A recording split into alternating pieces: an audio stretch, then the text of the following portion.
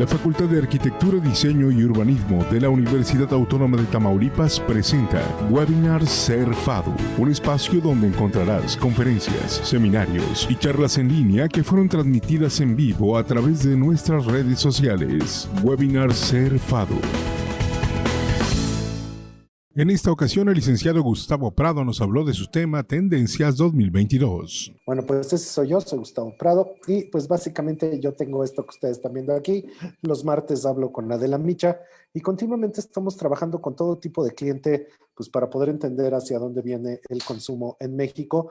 En Trendo solo puede trabajar gente joven, entonces solo puede haber gente de la generación Z, que esto es menores de 27 años, y pues básicamente esto es como Peter Pan, entonces es la isla de los niños perdidos, y entonces vienen aquí a soñar ese sueño y tienen todas esas características de poder vivir una eterna juventud. En Trendo nos siguen más o menos 140,000 personas en Facebook. Ahorita hay como 1 millón de views en el canal de YouTube, es como 1,25 millones.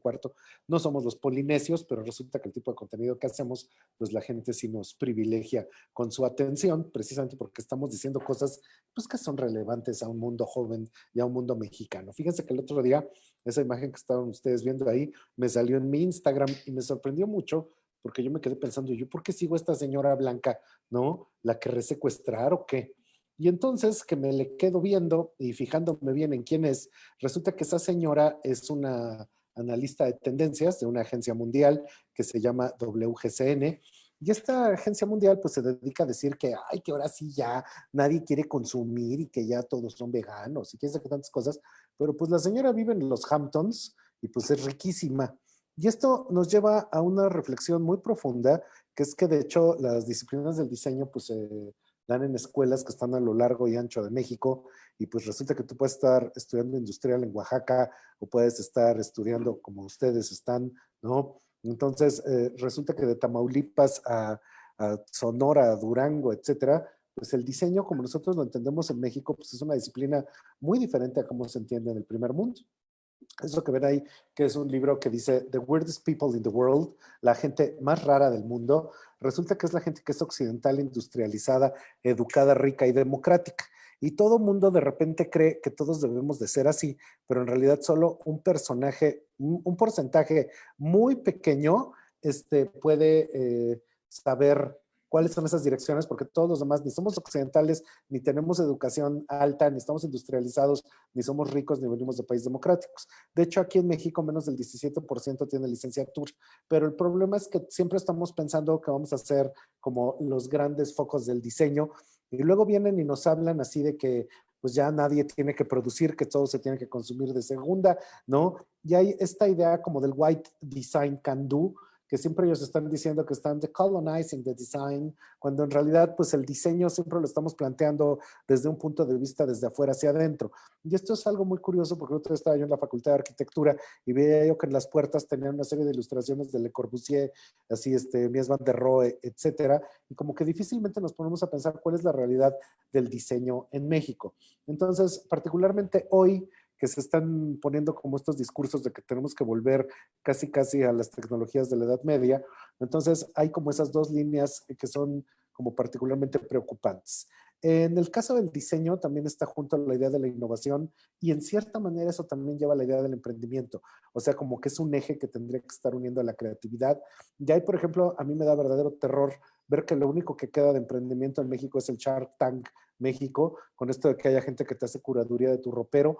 Y yo ya lo había dicho en mi TED Talk acerca de que el emprendimiento en la época de Peña Nieto, Bebé, Tlatuani, entonces se iba a acabar casi en ese momento y efectivamente cierran el INADEM y con el coronavirus pues cerraron como 5 millones de medianas y pequeñas empresas que pues de plano ya no pudieron continuar. Y una cosa que le hace muchísimo daño al diseñador en México o a la gente de innovación es que leen esas revistas como The Fast Company, Wired, Inc. y se ponen a pensar en el design thinking y todas esas cosas que tienen nombre en inglés. Y entonces van sin ningún pudor armados de sus post-its a atacar a la gente con ideas que no sirven para nada, pero que de hecho se están basadas en creer que Estados Unidos es México y que México es Estados Unidos y pues nada puede estar más lejano de la realidad. De hecho, esta idea, por ejemplo, de los unicornios como negocios, pues existe allá, pero aquí nomás tenemos una y es de compra-venta de coches usados porque pues nada más jala. Y el otro día estaba yo viendo a este muchacho, ¿no? Que se llama Germán Loaera, en una conferencia en vivo, Congreso Mundial de Líderes por la Paz, y él estaba diciendo que, pues, ¿por qué hay gente que quiere ganar 20,000 pesos al mes si tú como emprendedor, pues, podrías ganar mucho más y que te avientes a hacer tus empresas, que vivimos en la era del conocimiento, que hay que estar pensando en la inteligencia artificial y en la programación? Y ahí se toma su foto sexy, echado en su camita con sus libros de Steve Jobs y del señor de Virgin, etcétera. Pero resulta que este muchacho daba conferencias de innovación porque era un secuestrador y la gente que lo contrataba para que le hiciera innovación, después la secuestraba y bien mocha orejas, te lo iba mandando por pedazos. Entonces lo atraparon y le dieron 25 años de cárcel. Y esto se me hace bien interesante porque estamos en un momento en que esas cosas de la innovación se están volviendo cada vez más chiclosas.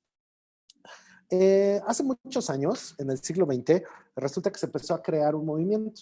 Y aquí en México ese movimiento estaba, pues al frente tenía personajes como estas señoras que están ahí, que es Raquel Tibol y la otra es Teresa del Conde.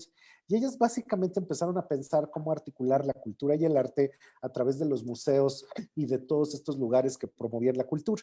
Entonces, en los 70s empezaron a crear espacios, hasta Octavio Paz habló del logro filantrópico, que era así el Estado mexicano dando un montón de dinero para que hubiera museos y exposiciones y todo esto, pero pues, ¿quién iba a llenar los museos? Pues la gente que estudiara en las escuelas.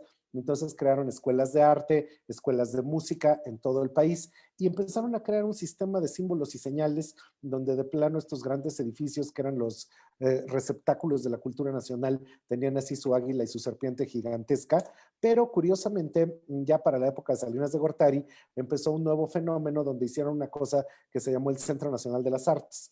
Entonces hicieron uno en la CDMX, pero hicieron otro en San Luis Potosí, uno en Monterrey, uno en Querétaro, uno en Zacatecas, uno en Veracruz. Y básicamente lo que buscaron fue crear centros nacionales de las artes donde conjuntaban la idea de la educación, te daban talleres, con la idea de la exposición, que tú pudieras hacer ahí tus proyectos. Y ese modelo, que era así como el mecenazgo de la cultura por parte del Estado, ya para el siglo XXI, pues ya está tronando, ya tronó.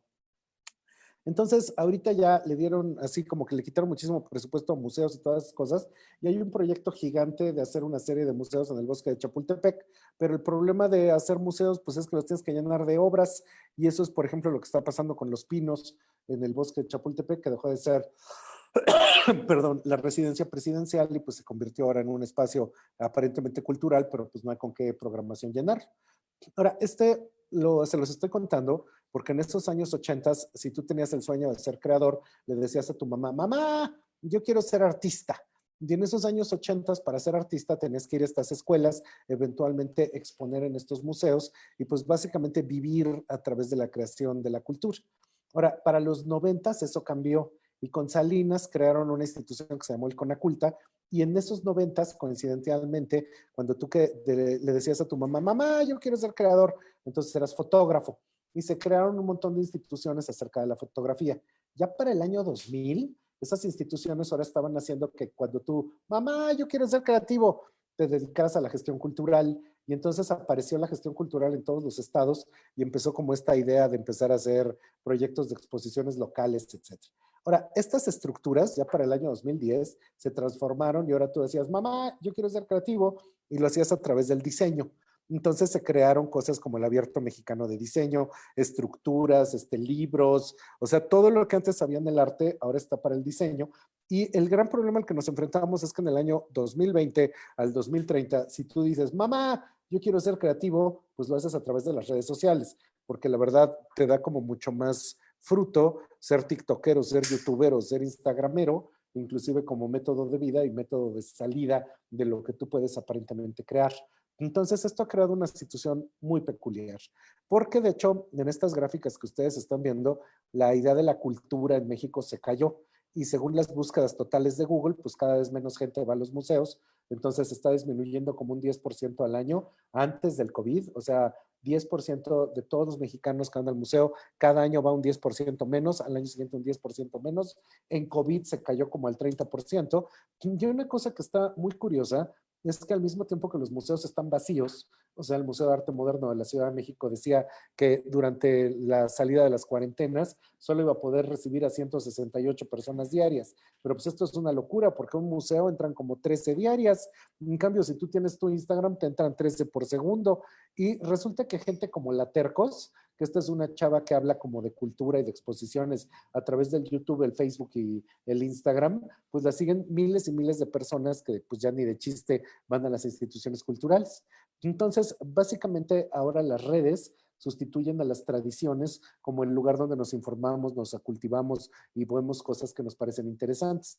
Y los propios museos se han defendido. Entonces, por ejemplo, hay museos como el MUNAL, el Museo Nacional de Arte, que tiene un Instagram de 222,000 seguidores, tiene un Facebook de casi 600,000 seguidores y está increíblemente atento en redes. Pero, por ejemplo, hace estrategias tan extrañas que hace como 4 años hicieron una exposición de desnudo masculino y los guías de la exposición, pues chavos que estaban haciendo servicio social, algunas noches te daban visita guiada encuerados porque era una manera de atraer y de meter a la gente al tema del desnudo. Entonces, pues ciertamente esto está llegando casi casi que a la idea de publicidad de guerrilla, pero ya nos lo había dicho alguien que es uno de los primeros investigadores de tendencia, que es Pierre Bourdieu, que hay un gigantesco movimiento entre capital económico, ¿para qué te alcanza? Capital cultural, que es tanta cultura manejas, y el gusto.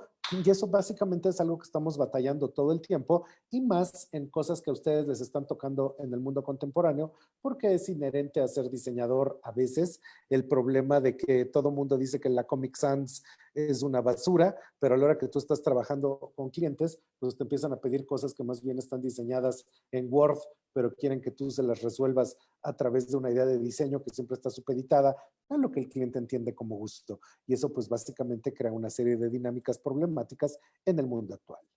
Punto, otra cosa, que ahorita volvemos a esta que les acabo de contar. Resulta que México está viviendo un momento muy peculiar. México, en esto, por ejemplo, que se llaman las dimensiones culturales de Hofstede, es un país que respeta demasiado al poderoso, que tenemos cero individualismo. Entonces, así como que ir al cine solo, híjole, se van a burlar de ti, te van a decir forever alone, ¿no? O sea, la gente cuando se compra ropa lleva a su mamá, a su cuñada, a su tío, a su prima. Ay, acompáñame a inscribirme a la escuela. Y ahí van 5 a inscribir al chamaco a la escuela porque no puede ir solo a ningún lado. Es un país particularmente machín, nunca nos ponemos a pensar en los peligros del futuro, entonces nunca tomamos decisiones así como afores, etcétera. Y en la última gráfica, México es el país de mayor indulgencia del mundo, o sea que entre trabajar o caguamas, siempre escogemos caguamas. Y esto es bastante curioso porque entonces en la competencia, una de las cosas que pasan, hay estas gráficas que ustedes están viendo, es como todos los países pues tienen que ver en a dónde se ponen de acuerdo a sus valores. Los países que son más individualistas, como puede ser Japón o Suecia, son súper ricos, pero la gente se muere solita como perro. Los países que están en supervivencia pues son súper pobres. Los que están buscando su identidad y su propia expresión son países como Dinamarca o Canadá, pero resulta que hay países anclados en la tradición como México, que precisamente eso los condena a un futuro en el que difícilmente pueden alcanzar un futuro económico brillante. Ahora, eso que les estoy contando, pasado ya no a países, sino a nuestra propia realidad social, resulta que en México la clase media alta tiene esos valores. Es el mundo del eres pobre porque quieren, porque así lo conciben. Entonces ellos creen que pues la riqueza se consigue de una manera muy fácil, pues porque siempre han vivido en un total privilegio. Entonces ellos se enojan cuando desde ese triángulo que está en la parte de arriba, que es la clase media alta, ven las expectativas de la clase media media. La clase media media siempre tiene causas, entonces ahí es donde se es veganista, feminista, animalista, etcétera. Y cuando, pues por supuesto, es el M8, salen y queman camiones, entonces los de arriba dicen, ay, ¿por qué se ponen así? Pues porque las están matando, es perfectamente justificable. Y ahí, por ejemplo, el tipo de contenidos que se consumen es Ya no estoy aquí o La Más Draga. Mientras tanto, la clase media baja está anclada en la tradición, y ahí lo que se ve es el nacionalismo, el respeto por la autoridad, por la familia. Y básicamente ellos, por ejemplo, pues tuvieron que salir a trabajar diario durante pandemia, pues porque no se podían quedar en su casa viviendo de sus millones, lo cual indigna a los otros dos segmentos. Entonces, básicamente México son 4 direcciones de gente que no se entiende, y a la izquierda, el triángulo negro, son los millones de personas que viven debajo de la línea de pobreza, donde básicamente lo que están haciendo es sobrevivir, y ahí sí no hay millennials, ni hay preferencias de clase, etc. Ahora, a nivel México país, en clase media alta nada más hay 4.6 millones de personas, es el 4% de la población, o sea, nadie. De repente todo el mundo cree que todo esto de los perrijos o los valores progres, pues ya triunfaron en México, pero nomás son 15 millones de personas, el 15.6% de la población. Y resulta que en la clase media baja, anclado en la tradición y el respeto a los valores de antaño, hay 40 millones de personas y en la base de la pirámide, todas estas personas que viven en la línea de subsistencia, hay 62 millones. Entonces, en total son 100 millones de pobres en México versus 15 millones de clase media versus clase media alta 4.6 millones. Ahora, aquí hay una pregunta. ¿Y la clase alta dónde quedó? La clase alta ni cuenta porque básicamente la clase alta mexicana se caracteriza por una sola y única cosa. Si eres clase alta mexicana, no vives en México, vives en Nueva York y en París y de vez en cuando vienes. Entonces, esa es la realidad social y esto determina un montón de cuestiones porque de hecho hay gente que está viendo que la cultura mexicana siempre está anclada, como este científico que es Tierra Pyle, que la cultura mexicana está anclada en el tema de poder sobrevivir y entonces nosotros vemos que todo lo que nos pasa es así como un gran factor en el que podemos estar sobreviviendo todo el tiempo. Eso que ustedes están viendo en esas flores son cómo está evolucionando la emoción nacional. Al principio del sexenio todo el mundo estaba en optimismo, pero después ya para la cuarentena era este circuito de odio, asco y tedio y que posteriormente con violencia y todas las cosas que están pasando, crisis económica, ya vamos en terror, miedo, temor. Y básicamente se esperaría que haya un cambio de paradigma hasta el año 2024, donde básicamente se reconstruyen las identidades en México y eso nos permite empezar a soñar un nuevo sueño colectivo, donde de por sí la tecnología va en aumento, ya para el 2024 se tendría que empezar a sentir si de veras viene el metaverso del Suki o ya le tronó con todo y compañía, y de hecho tendríamos que estar pensando en que el calentamiento global ya nos empieza a calentar realmente los cuerpos y en ese sentido la idea de reconstruirnos pues es fundamental. En Estados Unidos ya pasó, porque resulta que allá, después de Trump, ellos reconstruyeron la trama social en una trama completamente diferente. Ahora, échense este trompo al uña. El salario promedio en Estados Unidos de voltear hamburguesas resulta que son 1,063,000 pesos anuales, ya convertido a México. Y entonces en eso tú entiendes por qué hay estas chavas tiktokeras que pues voltean hamburguesas en McDonald's, pero se compran zapatos Gucci de veras. Mientras tanto, en Europa el salario promedio está como en $500,000 anual, ya hecha la conversión. Y aquí en México el salario promedio, ya así súper bien, es de 110,000 pesos anuales. Solo 4 de cada 100 personas ganan más de 16,000 pesos. Entonces ahí lo que hay que entender es que, de hecho, nuestra realidad económica es completamente diferente a la del mundo.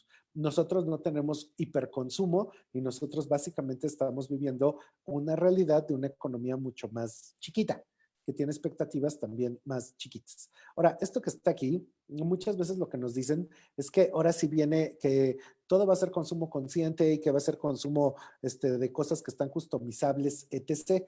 Algo que es muy curioso es que esto que te dicen de la customización de los artículos, pues hay unos así como esto que te construyen tu oso para los niños, o vas a Vans y te permiten armar tus zapatos particularizados, o vas a Levi's y te ponen ahí unos pegatinas en las chamarras. Pero resulta que a la gente tampoco le gusta tanto, porque la gente quiere productos que ya están hechos y que no tenga que customizar. Entonces, por ejemplo, eso que ven ahí es una marca de lentes que te ofrece hacértelos exacto para tu carita. Pero esto lo que hace es que sale muy caro y que básicamente la gran mayoría de la gente lo que está buscando son lentes, pues si los está buscando de avanzada, serían estos que se ven como de grandes armazones, como si hubieran sido hechos en los años 50, e inclusive en el diseño están buscando esa típica silla de plástico que ahora todos los adolescentes y los jóvenes tienen cuando hacen su primera casa. A esto lo que voy es que la gente no busca tampoco grandes propuestas de diseño, sino quiere buscar lo que entiende. Y en esto que entiende, de hecho, nosotros vemos que hay una multitud de objetos de diseño que en ese sentido el consumidor mexicano prefiere y favorece, y que inclusive nosotros lo podríamos ver que lanzan una línea desde cosas de los años 50, como pudieron ser el diseño de los IMSS. Y particularmente los IMSS decían que ellos querían hacer lo mejor para la mayoría al menor precio. Entonces, con esto ellos salieron con the best for the most for the least, y una de las cosas que ellos buscaban era un diseño democratizado, no pensado para las clases altas, sino pensado para la gran mayoría de las personas que estaban buscando objetos de diseño. Esas imágenes que están viendo es algo fundamental porque ahora los muebles de los IMSS los venden en Herman Miller y una silla de veras IMSS pues cuesta como 40,000 pesos. Entonces, en este caso, esto es como empezaron en los años 50 y una maestra de primaria y su esposo que era obrero, cuando se casaron en Los Ángeles, en Estados Unidos, en 1945, dijeron, ay viejo, ¿qué onda? ¿Ahorramos? Pues vamos a ahorrar. Y se compraron muebles originales de Charles Ray Eames, que son todos esos que se ven a la izquierda, y los pusieron en su casita, porque la conclusión que ellos tenían es que si tenían muebles muy buenos, les iban a durar toda la vida. Y efectivamente, 60 años después, ahí tuvieron a 4 hijos, los muebles nunca se destruyeron y ellos aprendieron a vivir en medio del mejor diseño del mundo y que aunque eran gente pues, que no tenía mucho dinero, pues con esto tuvieron una gran calidad de vida.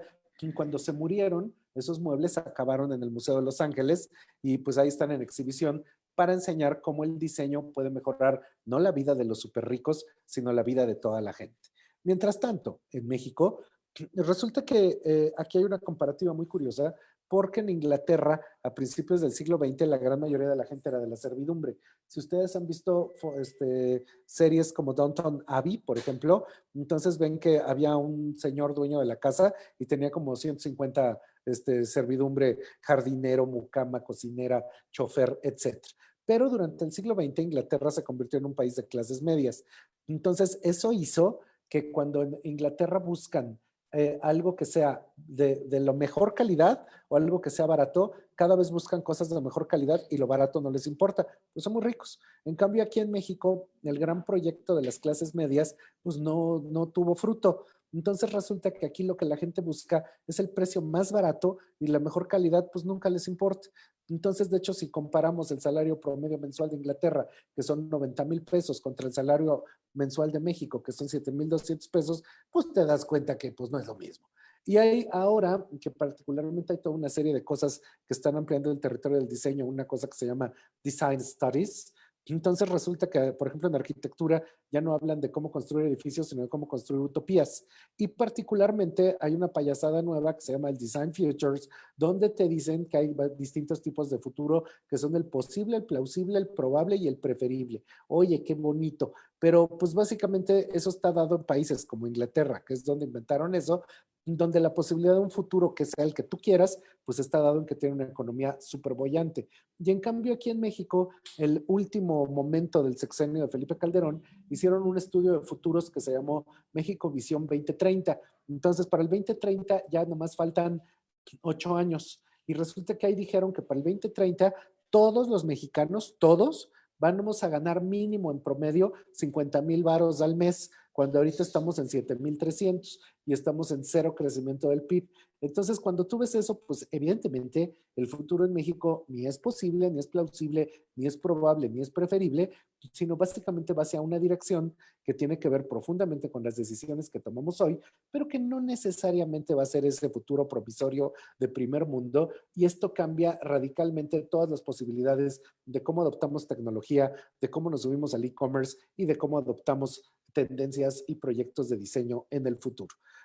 Resulta que ahorita que todo el mundo está hablando de que ahora sí los marcianos llegaron ya y llegaron bailando el cha-cha-cha y estamos a punto de entrar al mundo del multiverso, entonces están apareciendo varias cosas como una serie que se llama Alter Ego, que es básicamente la versión de quién es la máscara, pero a través de alter egos digitales.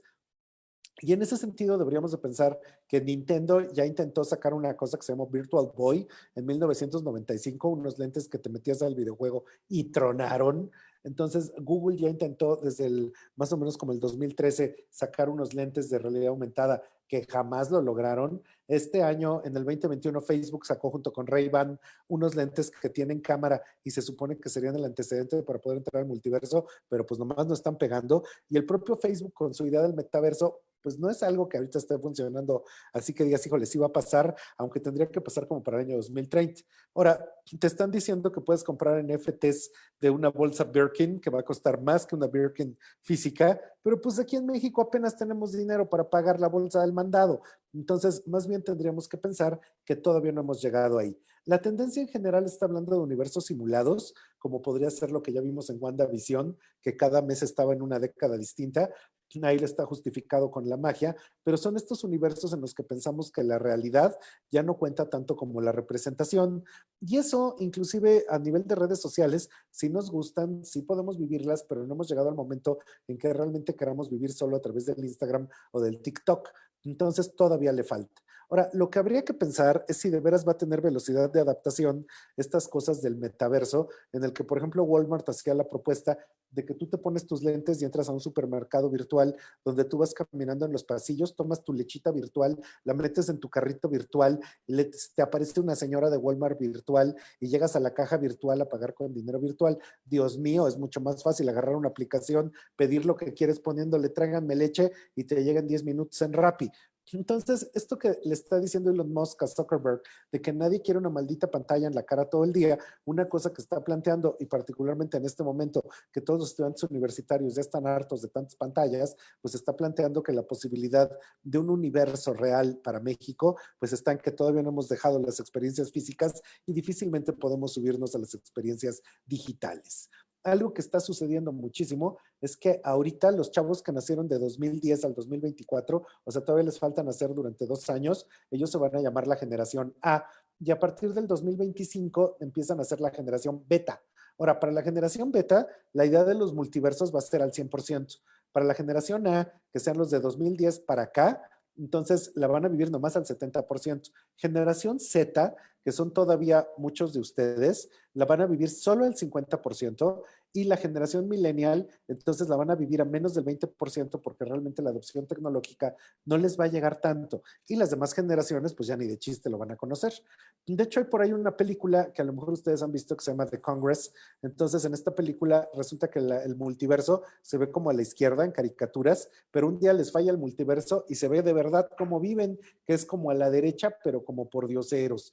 Entonces, esta idea de las sustituciones de la realidad probablemente sea un movimiento que empezó desde 1850, cuando se crearon las ideas del diseño en Inglaterra por la Revolución Industrial. Cómo creamos realidades alternativas que dieron lugar a estilos sucesivos en los cuales empezó con el Arts and Crafts y progresivamente va a seguir el Art Nouveau, el Art Deco, el modernismo, el American Streamlined, etcétera. Y cómo todos esos movimientos fueron la manera de poder crear espejismos de realidad donde cada década se vestía con nuevos objetos, nuevos espacios, etc. Un poco en lo mismo que les contaba yo de WandaVision de capítulo a capítulo. Esto es ahorita una de las cosas que tendremos que estar pensando porque todavía estamos en el momento de cómo se dibuja a mano y eso se está revalorando, cómo se plantea la posibilidad de tendencias tecnológicas que aún apenas estamos a punto de enfrentar y la posibilidad de si realmente queremos volvernos abstracciones digitales. En Trendo siempre estamos pensando en cuáles son las direcciones que va a haber en estilos, entonces básicamente las clasificamos de acuerdo a nuestros pronósticos del futuro. Para el final del año 2022 y principio del 2023 hemos estado hablando de algo que se está viendo ya en todo el país, la tendencia Latinx, que básicamente lo que está haciendo es poder reunir un montón de influencias culturales que van desde Encanto de Disney, Pixar, Cenicienta en Amazon, la idea misma de películas como In the Heights, y cómo todo esto está revalorizando un sentido nacionalista para nosotros, pero internacionalista en el mundo, donde lo latino se voltea a ver como algo profundamente deseable. Estamos ahorita viviendo un momento de construcción de identidades donde Ángel Aguilar o Isa González pues son así como los grandes nuevos personajes en los que todos vemos una nueva idea de belleza, una nueva idea de expresión, etcétera, y que esto de hecho se está manifestando, por ejemplo, en que el grupo que más se oye en México es el Grupo Firme, ¿no? Todavía Calibre 50 sigue dando una gran batalla y que básicamente estos elementos nacionalistas se están volviendo las principales guías de cómo se están desarrollando productos que se vuelve una reinterpretación de los objetos mexicanos, pero para el mundo del siglo XXI, que de hecho está apareciendo en todo tipo de estéticas y que estas estéticas, por ejemplo, Andrés, quítame esto tantito, y que estas estéticas realmente están redimensionando los territorios del diseño en México. Gracias. Entonces me quité un perro. Lo que podemos ver es que ese tipo de expresión, ahí está otra vez Ángel Aguilar, Zetangana o por ejemplo Caliuchis, entonces están lanzando para el mundo pues otra forma de poder expresar sabor, valor, color e imagen. Y en eso lo vemos así desde Casey Musgraves, que está haciendo un cover de Violeta Parra, lo que está pasando en Rancho Humilde, todo lo que puede hacer Natal Cano, Santa Fe Clan, etcétera, que tienen otro tipo de expresión, y esto se tendría que estar desembocando en cómo nos comunicamos a través de nuevas propuestas de diseño. Todas las generaciones están adaptando esas manifestaciones, entonces realmente es un terreno en transición donde en todo México vemos que se adapta otra manera de vestirse y de portar, Y estas tendencias, una cosa que sería fundamental es que nosotros como diseñadores, el primer punto que tenemos que hacer es interpretar la realidad para poderle responder a las verdaderas poblaciones y poder encontrar en México cuáles son los lenguajes que se van a estar hablando, que ciertamente nunca son los lenguajes del pasado, sí tienen un pie en la tradición, pero que básicamente siempre están en los lenguajes del presente, buscando encontrar cómo expresarnos en el futuro. Si ustedes entienden eso, yo mismo estudié diseño gráfico hace muchos años en la Ibero. Si ustedes entienden eso, entonces en realidad tienen la llave de la creatividad, cómo hablar, no lo que te obsesiona, sino cómo hablar lo que realmente le interesa a la gente allá afuera y poder con eso tener siempre una vena creativa de la que podemos estar sacando energía y con ello podernos comunicar con nuestro tiempo y ser eficiente en nuestras propuestas. Este ha sido el webinar Ser FADU. Te invitamos a que nos sigas en nuestro canal de YouTube. Dale like y activa la campanita. No te pierdas nuestra próxima entrega.